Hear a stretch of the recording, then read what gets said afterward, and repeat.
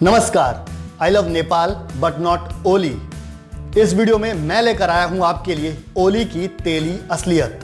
जी हां, यह वीडियो उन नेपाली लोगों की आंखें खोल देगा जो अपने प्रधानमंत्री केपी शर्मा ओली की जुमलेबाजी में फंसकर भारत को अपना दुश्मन मान बैठे हैं। नेपाल की भोली भाली जनता के सामने वहां के प्रधानमंत्री खुद को दबंग साबित करने का कोई मौका नहीं चूकते।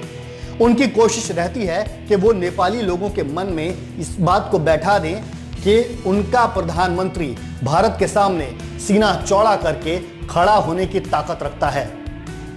चाहे नेपाल का नया नक्शा जारी करने की बात हो या फिर कोरोना वायरस को इंडियन वायरस का नाम देने की बात हो, केपी शर्मा ओली की यह कोशिश रहती है कि वो खुद को एक ताकतवर प्रधानमंत्री के तौर पर पेश करें। ओली लोगों को यह दिखाना चाहते हैं कि वो भारत को जो चाहे वो कह सकते हैं, लेकिन ओली की इस दबंगई के पीछे की तेली हकीकत क्या है, ओली की ऑयली असलियत क्या है, यह आपको इस वीडियो में जानने को मिलेगा। नेपाली मीडिया के मुताबिक केपी शर्मा ओली की सरकार ने भारत सरकार को चिट्ठी लिखी है और इस चिट्ठी में यह कहा गया है कि भारत नेपाल से रिफाइंड पाम ऑयल फिर से मंगाना शुरू करे। दरअसल 11 मई 2020 को भारत सरकार ने उन कई कंपनियों के लाइसेंस सस्पेंड कर दिए थे जो नेपाल से रिफाइंड पाम ऑयल इंपोर्ट करती थीं। भारत सरकार के इस फैसले से नेपाल से होने वाली 3 lakh ton refined palm oil के सप्लाई पर रोक लग गई थी। भारत ने यह कदम इसलिए उठाया था क्योंकि नेपाल से इंडिया को पाम ऑयल सप्लाई करने वाली कंपनियां साफ्टा यानी south Asian free trade agreement का उल्लंघन कर रही थी। नेपाली कंपनियां कर यह रही थी कि मलेशिया और इंडोनेशिया से कच्चा पाम ऑयल मंगाकर नेपाल में उसको रिफाइन करके फिर भारत भेज रही थी, जबकि साफ्टा के तहत ऐसा नहीं किया जा सकता। साफ्टा के तहत नेपाल के लिए यह जरूरी था कि वो नेपाल से ही पाम ऑयल की सप्लाई इंडिया को करे। यहां यह जानना जरूरी है कि पाम ऑयल ज्यादातर मलेशिया और इंडोनेशिया में होता है और नेपाल की कंपनियां वहां से कच्चा पाम ऑयल मंगाकर नेपाल में उसको रिफाइन करके फिर भारत भेज रही थी।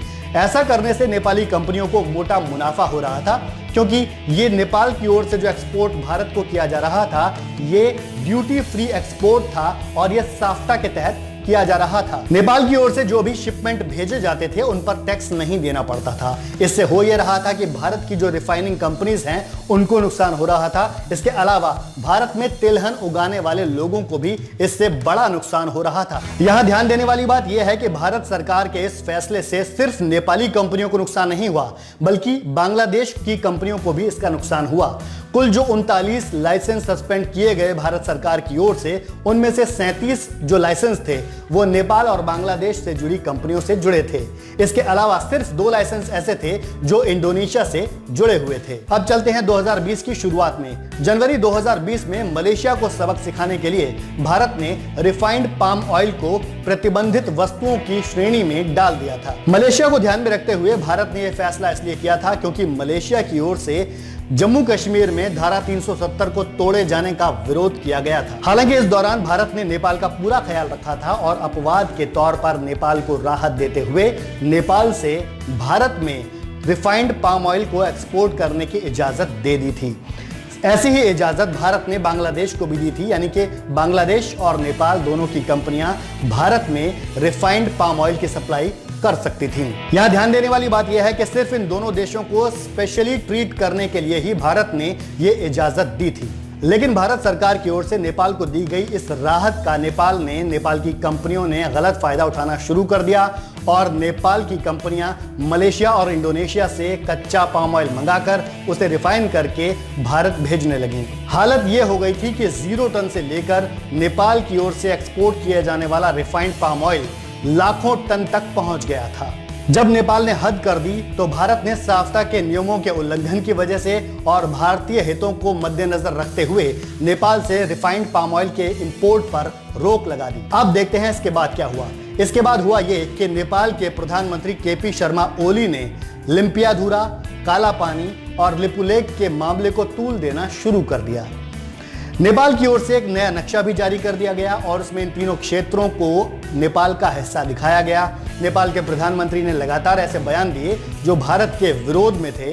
उन्होंने लगातार ये कहा कि ये तीनों नेपाल के क्षेत्र हैं और इनको वापस पाने के लिए वो कोई कसर बाकी नहीं रखेंगे। इतना ही नहीं, नेपाल के प्रधानमंत्री केपी शर्मा ओली ने 23 टन दवाएं भारत से मुफ्त में लेने के बावजूद कोरोना वायरस को इंडियन वायरस बता दिया और यह कह दिया कि इंडिया से आने वाले लोगों की वजह से नेपाल में कोरोना के मामले बढ़ रहे हैं। उन्होंने यह भी कहा कि इंडियन वायरस चाइनीज वायरस या फिर इटालियन वायरस से ज्यादा खतरनाक है।